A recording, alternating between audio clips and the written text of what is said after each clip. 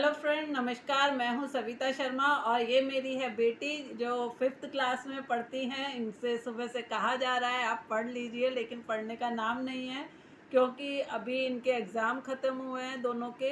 और अभी इन्हें लगता है कि अभी हमें थोड़ा रेस्ट करना चाहिए, तो ये रेस्ट मेरे ऊपर भारी पड़ता है जब इनके एग्ज़ाम आते हैं।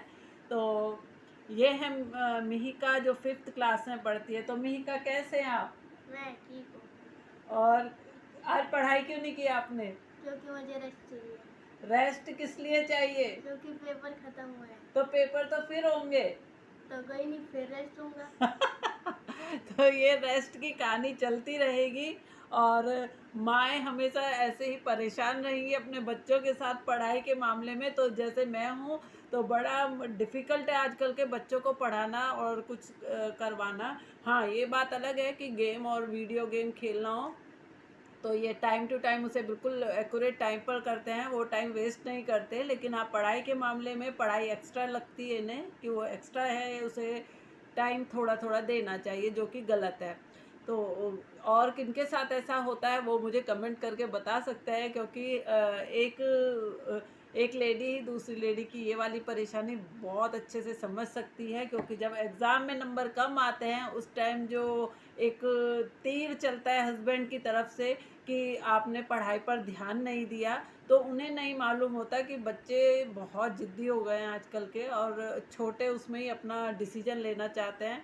जो माँओं को उसके साथ फाइटिंग करनी पड़ती है, वो सामने जो होता है अगर समझ सके तो समझ सकता है, अदरवाइज़ आज तक कोई समझा नहीं है इस चीज़ को। तो देखते हैं। लेकिन फ़िलहाल तो अपनी जो तैयारियां चल रही हैं अभी फेस्टिवल को लेकर, वो अपनी जगह दौड़ रही है। कल का दिन फ्रेंड्स हमारे लिए बहुत ही ज़्यादा डिफ़िकल्ट रहा, क्योंकि कल एक तो मैंने बताया था ना कि हमारा मोटर का कंडेंसर फूक गया था, तो वो सुबह ख़राब हुआ था, जो हमने शाम को 6:30 बजे ठीक कराया। और उसके बाद हमने पानी अपना भरा। लेकिन साथ में ही एक मेरा नुकसान और हुआ कि यहाँ पर जो बंदर आते हैं बहुत सारे, उन्होंने मेरी एक स्कूटी थी जो मैं कभी कभी चलाती हूँ, अभी अभी सीखी है मैंने। तो उस स्कूटी का आगे का जो उसे क्या कहते हैं, हेडलाइट वगैरह थी, और सारे वहाँ से उसे तोड़ दिया है। और उसके ऊपर फिर मुझे थोड़ा सा कुछ बांध बूंद के आना पड़ा। तो मैं यही आपको बताना चाहती कि जो लोग अपने लिए एक वो रखते हैं ना कि हमारे साथ ये हो रहा है वो हो रहा है, तो मैं जहाँ रहती हूँ वहाँ पर मेरे लिए बहुत परेशानी है, क्योंकि मैं शुरू से मेरा बचपन पढ़ाई सब चीज़ दिल्ली में हुई है। और दिल्ली में से हम लोग जहाँ भी रहे हैं हमने ऐसी कोई भी चीज़ें इतनी फेस नहीं की है। लेकिन आफ्टर मैरिज जब मैंने और मेरे हस्बैंड ने यहाँ पर अपने उससे मकान लिया, एक फ्लैट लिया छोटा सा, क्योंकि ये लोग पहले रेंट पे रहते थे। तो जो डीलर था हमारे को, उन्होंने बहुत ज़्यादा सपने दिखाए, बहुत चीज़ें ऐसी बताई, और कहीं ना कहीं हम लोगों को नॉलेज नहीं थी मकान की। और मेरे हस्बैंड ने भी जिनसे सलाह ली उन्होंने भी हमें थोड़ा सा ठीक से नहीं गाइड किया, और थोड़ा सा उनकी तरफ से प्रेशर भी रहा। तो इस चक्कर में हम लोगों ने ये फ्लैट ख़रीद लिया। उस टाइम मेरी शादी को ज़्यादा टाइम नहीं हुआ था, तो उस टाइम घर में मेरी नहीं चलती थी, नहीं सुना गया मेरी बात को। तो यहाँ पर आके मुझे अब 10 साल कम से कम होने को आ गए हैं, और बहुत ज़्यादा दिक्कत रहती है यहाँ पर, छोटी छोटी चीज़ों के लिए परेशान होना पड़ता है।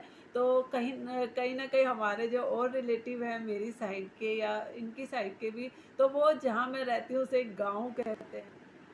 गांव तो हमारे उससे बहुत बेटर है, क्योंकि गांव में भी लाइट कम से कम 20 आवर्स तो आती है जहाँ तक मुझे मालूम है। और लेकिन हमारे यहाँ लाइट की बहुत परेशानी रहती है, जिसको हमें हमेशा डेली फेस करना पड़ता है। लाइट अगर आ भी जाती है तो कभी ये ख़राब वो ख़राब, तो उससे हमारे जो पैसों की वेस्टेज है वो भी बहुत ज़्यादा होती है, क्योंकि हमें करना कुछ और होता है और वो पैसे हमारे कहीं और लग जाते हैं। तो ये भी एक बहुत बड़ी समस्या है। लेकिन इसके बीच भी मैं अपने आप को बहुत मोटिवेट रखती हूँ और बहुत एक्टिव रखती हूँ, अपने आप को कहीं नीचे नहीं होने देती। कि मेरे को अंदर से कई बार होती है परेशानी, और खुद को भी लगता है कि कहाँ आके फंस गए, बहुत दिक्कत भी होती है, निकलने की कोशिश भी की। लेकिन आप समझ सकते हो, जब जिम्मेदारियाँ ज़्यादा होती है और इनकम आपकी एक लिमिटेड उसमें होती है, तो आप ज़्यादा चीज़ें नहीं कर सकते। वही चीज़ हमारे साथ है। लेकिन मैं इन चीज़ों से हार नहीं मानती, और वैसे भी मैं एक कहते हैं ना कि मैं शुरू से एक्टिव रही हूँ, जल्दी से हार नहीं मानती किसी भी काम में। तो इसलिए मैं यहाँ पर भी बिंदास रहती हूँ। कभी दिक्कत होती है, टेंशन भी होती है, लेकिन उसके बाद मैं सोचती है एक ही जीवन है, तो इसको ज़्यादा वेस्ट ना करते हुए खुश रहना चाहिए, दिन को बदलने की कोशिश करनी चाहिए। और यही कोशिश आप मेरी देख रहे हैं कि मैं अपने आप अपने जीवन को कैसे बदल सकती हूँ, उसकी कोशिश में मैं लग गई हूँ और लगी हुई हूँ शुरू से ही। तो बाकी आप लोगों के ऊपर डिपेंड करता है कि आप मुझे कितना सपोर्ट करते हैं और कितना लाइक, शेयर और सब्सक्राइब करते हैं मेरे चैनल को। तो जैसे लोग आगे बढ़े हैं, मैं भी आगे बढ़ूँगी, और जहाँ तक है मेरे जैसा कोई और होगा तो मैं उसको भी सपोर्ट करूँगी। तो दिक्कतें चलती रहती हैं, परेशानी सबकी ज़िंदगी में है, लेकिन खुश रहना और अपने आप को मोटिवेट करना एक बहुत बड़ी बात है, जो मैं खुद अपने आप को करती रहती हूँ। क्योंकि फ्रेंड, जो लोग मुझे डीमोटिवेट करते हैं, मैं जब खुद मोटिवेट होती हूँ, और ये चीज़ें मैं आपको भी कहूँगी कि आप इसे एक बार ट्राई करके देखिएगा कि जब आपको लोग डीमोटिवेट करते हैं और आप खुद को मोटिवेट करके जब पूरे बिंदास तरीके से अपने जीवन को जीते हैं, तो वो खुद ही डीमोटिवेट हो जाते हैं। ये सबसे बड़ी प्रॉब्लम रहती है डीमोटिवेट करने वालों की। और अब मेरे को 101% उम्मीद है कि आप सभी के आस-पास या रिश्तेदारी में ऐसे लोग ज़रूर होंगे जो आपको आगे बढ़ते हुए देखकर थोड़ा-सा बेचैन हो जाते हैं और कुछ ना कुछ हरकत कर जाते हैं जो दिल को चोट लगती है। लेकिन ऐसे में अगर आप अपने आप को मोटिवेट करके और खुश रह के उनको जब नॉर्मल तरीके से रहेंगे, तो वो अपने आप ही डिमोटिवेट हो जाते हैं। उनके लिए आपको मुँह से कोई शब्द कहने के लिए या करने के लिए ज़रूरत ही नहीं है।